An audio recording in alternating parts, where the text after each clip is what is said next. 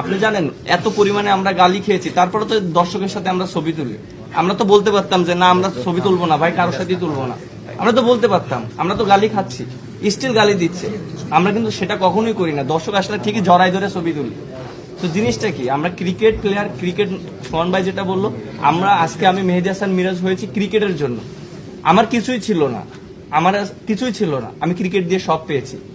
So আমার ক্রিকেটকে যখন কেউ ডিসরেসপেক্ট করবে তখন তো অবশ্যই আমরা সবাই স্টান নিব। টু দ্য পয়েন্ট, মানে উনি যদি পদত্যাগ না করে তাহলে আপনারা খেলবেন না, তাই তো?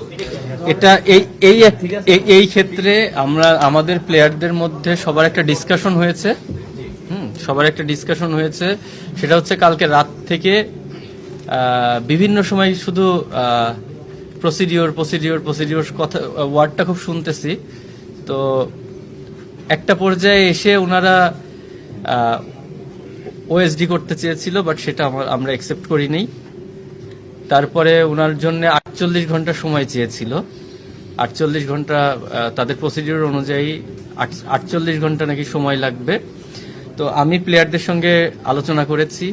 আলোচনা করার পরে আমাদের কোশ্চেনটা হচ্ছে 48 ঘন্টা পরে যদি উনি এখান থেকে রিজাইন না করেন, তারপরেও তো আমাদের খেলা বন্ধ করতে হচ্ছে। ওনারা এখন রিকোয়েস্ট করতেছে আমাদের খেলতে। আমরা যদি মাঠে আজকে ধরেন আমাদের প্রতিবাদ স্বরূপ প্রথম ম্যাচ আমরা ক্লোজ করলাম, প্রথম ম্যাচ আর হবে না। সেকেন্ড ম্যাচ থেকে যদি আমরা খেলতেও যাই, তারা 48 ঘন্টা যে সময় চেয়েছে, 48 ঘন্টা যদি পরে ওনাকে যদি না সরানো হয়, তখন আলটিমেটলি আবার খেলা বন্ধ হয়ে যাবে। জিনিসটা হ্যাঁ, আবার খেলা বন্ধ হয়ে যাবে।